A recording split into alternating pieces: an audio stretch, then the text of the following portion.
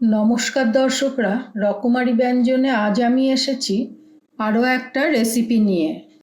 আজ আমি বানাচ্ছি পনির নার্গিসি কোফতা। এটাকে একটা শীতের রেসিপিই বলা যায়। যদিও শীত এখন শেষের পথে, তাও বাজারে এখন খুবই ভালো পালং পাওয়া যাচ্ছে। আর সেই পালং দিয়েই বানাবো আজকের রেসিপিটা। তাহলে চলুন দেখে নিই এই রেসিপির জন্যে কী কী উপকরণ লাগছে। প্রথমেই নিয়েছি 1.5 লিটার ফুল ক্রিম দুধের পনির, যেটা বাড়িতেই বানিয়ে নিয়েছি। লাগছে কর্নফ্লাওয়ার, লাগছে ঘরে তৈরি ফুল ক্রিম দুধের মালাই বা দুধের স্বর, এর জায়গায় ফ্রেশ ক্রিমও নিতে পারেন। আর গ্রেভির মশলার জন্য লাগছে ছোট একটা টমেটো, একটা মিডিয়াম সাইজের পেঁয়াজ, 1 টুকরো আদা, 5-6 কোয়া রসুন আর 2টো কাঁচা লঙ্কা। আর নিয়েছি হলুদ গুঁড়ো, গরম মশলা, লঙ্কার গুঁড়ো আর একটু চিনি। আর লাগছে পালং শাক। আমি এখানে ছোট পাতাওয়ালা 2 আঁটি পালং শাক নিয়েছি। পালং শাকটাকে আমি জল ফুটে উঠলে 2 মিনিটের জন্য সেদ্ধ করে ঠান্ডা জলে ডুবিয়ে রেখেছিলাম, তারপরে জলটা ঝরিয়ে নিয়েছি। পালং শাকটাকে বেশি সেদ্ধ করা যাবে না, তাহলে সবুজ রঙটা নষ্ট হয়ে যাবে। আর এর সঙ্গে থাকছে নুন, সাদা তেল আর একটু ঘি। তাহলে চলুন দেখে নিই কীভাবে এটা বানায়। প্রথমেই আমি পনিরটাকে মিক্সিতে ঘুরিয়ে একটু মিহি করে নেব। পনিরটাকে আমি মিক্সিং জারের মধ্যে একটু ভেঙে ভেঙে দেব। পনিরটাকে আমি 1.5 লিটার দুধ দিয়ে বানিয়ে জল ঝরিয়ে একটা ভারী জিনিস দিয়ে চাপা দিয়ে রেখেছিলাম, তাই এটা বেশ টাইট হয়েছে। এবার মশলাটা তৈরি করে নেব। এই জন্য পেঁয়াজ, টমেটো, আদা, রসুন, কাঁচা লঙ্কা টুকরো করে নিয়েছি, কারণ পেস্টটা আমার খুব মিহি লাগবে। এগুলো সব মিক্সিং জারে দিয়ে দিলাম।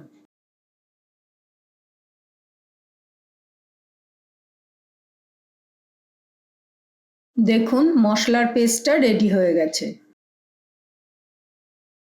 এবার পালং শাকটাকেও আমি মিক্সিতে দিয়ে একটা মিহি পেস্ট তৈরি করে নেব। সব মশলা রেডি করে রাখলে রান্নাটা করতে সুবিধা হবে। এবার একই মিক্সিং জারে সেদ্ধ করা পালংটাকে দিয়েও ভালো করে পিষে নেব।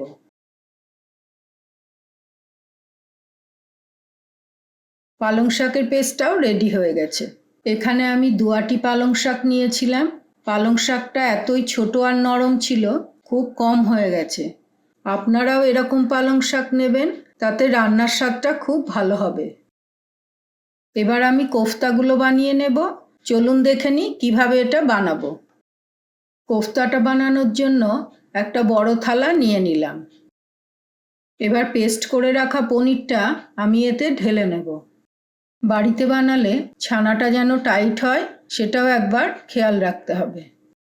এটা হাত দিয়েও মেখে নেওয়া যায়, কিন্তু তাতে অনেক সময় লাগে, তাই আমি এটাকে মিক্সিতে পেস্ট করে নিয়েছি। এতে দিয়ে দিলাম 2 চামচ কর্নফ্লাওয়ার। পরে লাগলে আর একটু এতে মেশাবো। আর দিয়ে দিলাম স্বাদ মতো নুন। আগেই বেশি নুন দেবেন না, ছানার মিষ্টতা যাতে বজায় থাকে সেই হিসাবেই নুন দেবেন। এবার এগুলোকে আমি খুব ভালো করে মেখে নেব।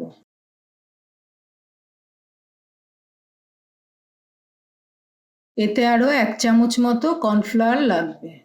এতে বেশি কর্নফ্লাওয়ার দেওয়া যাবে না, তাতে এটা শক্ত হয়ে যাবে। আমি 250 গ্রাম পনিরে 3 চামচ কর্নফ্লাওয়ার দিয়েছি।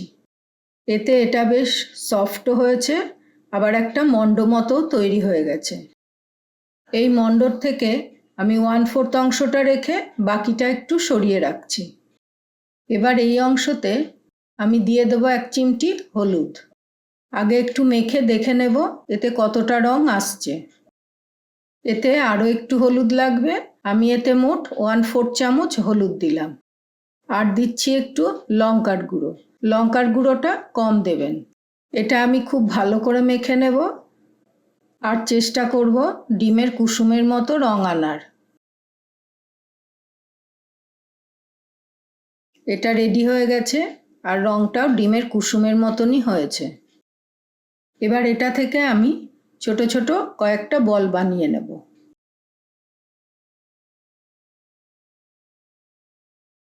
এটা থেকে আমি 6টা বল বানিয়ে নিয়েছি। এবার সাদা অংশটাকেও আমি 6 ভাগে ভাগ করে নেব। এবার সাদা অংশের একটা ভাগ নিয়ে এটাকে একটা বাটির মতো বানিয়ে নেব। বানানোর সময় যদি হাতে লেগে যায় তাহলে একটু কর্নফ্লাওয়ার গুঁড়ো হাতে লাগিয়ে নেবেন। এবার এর মধ্যে একটা হলুদ অংশ নিয়ে এটাকে ডিমের আকারে বানিয়ে নেব। তৈরি হয়ে গেল একটা কোফতা। এইভাবে আমি বাকিগুলোও বানিয়ে নেব।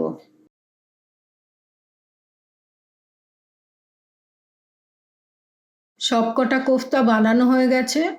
এবার এগুলোতে আমি একটু কর্নফ্লাওয়ার গুঁড়ো লাগিয়ে নেব। এতে কোফতাগুলো ভাজার সময় ভেঙে যাবে না।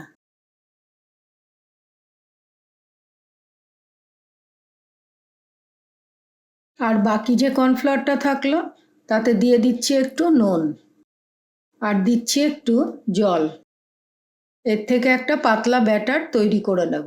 ব্যাটারটাকে আমি পাতলা রাখবো, কারণ আগে থেকেই আমি ডিমে একটা কর্নফ্লাওয়ারের কোটিং করে নিয়েছি, তাই এটা আর বেশি মোটা করব না। গোলাটা রেডি করে নিয়েছি। এবার আমি কোফতাগুলোকে এতে ডুবিয়ে ভেজে নেব। গ্যাসটাকে অন করে একটা কড়াই বসিয়ে নিলাম। এতে দিয়ে দিলাম কিছুটা সাদা তেল।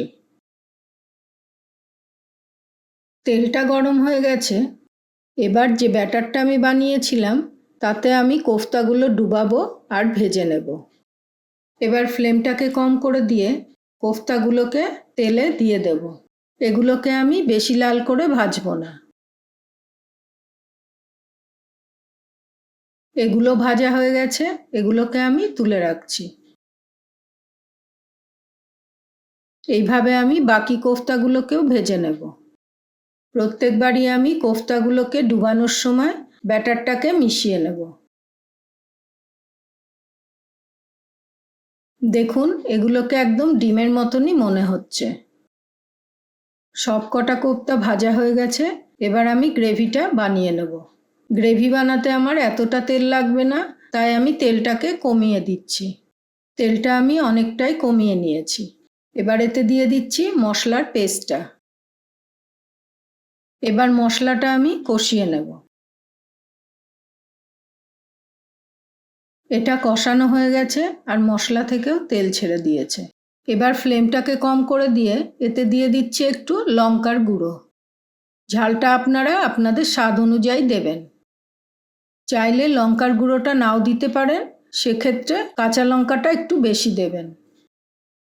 এবার এতে দিয়ে দিচ্ছি পেস্ট করে রাখা পালং শাকটা। পালং শাকের পেস্টটা দিয়ে আবার একটু ভালো করে কষিয়ে নেব। মশলার সঙ্গে পালং শাকটা খুব ভালো করে মিশে গেছে। এবার এতে দিয়ে দেব পরিমাণ মতো জল। গ্রেভিটা যখন ফুটতে থাকবে এটা চারিদিকে ছিটকাবে, সেই সময় একটু খেয়াল রাখতে হবে। এবার এতে আমি দিয়ে দিচ্ছি নুন।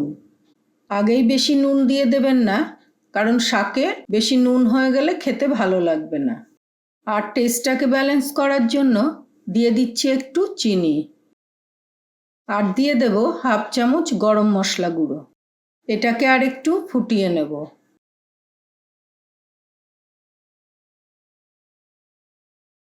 আমার যতটা গ্রেভির প্রয়োজন ততটা হয়ে গেছে। এতে দিয়ে দিচ্ছি এখন ঘরে বানানো মালাই। আপনারা চাইলে ফ্রেশ ক্রিমও দিতে পারেন। মালাইটা দিলে গ্রেভির টেস্টটা খুব ভালো হয়। শেষে দিয়ে দিচ্ছি 1 চামচ ঘি। আপনারা চাইলে বাটারও দিতে পারেন। এবার আপনাদের সাথে একটা টিপস শেয়ার করছি। দেখবেন পালং শাকের গ্রেভির যে কোনো রেসিপি করে রাখলে কিছুক্ষণ পর এটা থেকে একটু জল কেটে যায়।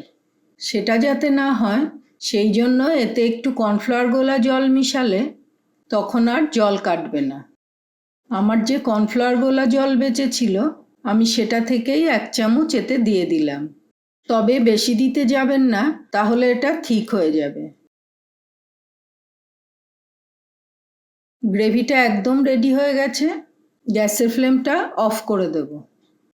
এবার আমি এটা পরিবেশন করে নেব।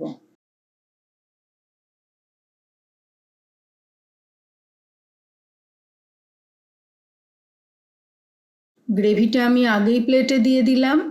এবার কোফতাগুলোকে আমি এভাবেই লম্বালম্বিভাবে কেটে নেব। দেখুন, কোফতাটা কাটার পর ভেতরটা একদম ডিমের মতনই দেখতে হয়েছে। এই কেটে রাখা কোফতাগুলো আমি গ্রেভির ওপরে সাজিয়ে নেব। আমার পনির নার্গিসি কোফতা খাওয়ার জন্য একদম রেডি। তাহলে দেখে নিলেন এটা বানানো কতটা সহজ। এটা দেখতে যতটা সুন্দর, খেতেও ততটাই সুস্বাদু। একঘেয়ে পালক পনিরের জায়গায় আপনারা এই রেসিপিটাও ট্রাই করতে পারেন। কথা দিচ্ছি, রেসিপিটা এইভাবে বানালে কোফতাগুলো এত মোলায়েম হবে যে মুখে মিলিয়ে যাবে, আর দেখলে তো প্রত্যেকেরই খাবার আগ্রহ জাগবে। এটা রুমালি রুটি, পরোটা বা নান জাতীয় জিনিসের সঙ্গে খেলে খুবই ভালো লাগবে। এই অন্যরকম পনিরের রেসিপিটা যদি আপনাদের ভালো লাগে, তাহলে ভিডিওটাকে লাইক করে দেবেন। রেসিপিটা এইভাবে অবশ্যই একবার বাড়িতে বানাবেন। কেমন লাগলো অবশ্যই কমেন্ট করে জানাবেন। ভালো লাগলে অন্যদের সাথেও এই রেসিপির ভিডিওটা শেয়ার করবেন। আরও এরকম রেসিপি পেতে আমার চ্যানেলটাকে অবশ্যই সাবস্ক্রাইব করে দেবেন। পুরো ভিডিওটা দেখার জন্য ধন্যবাদ।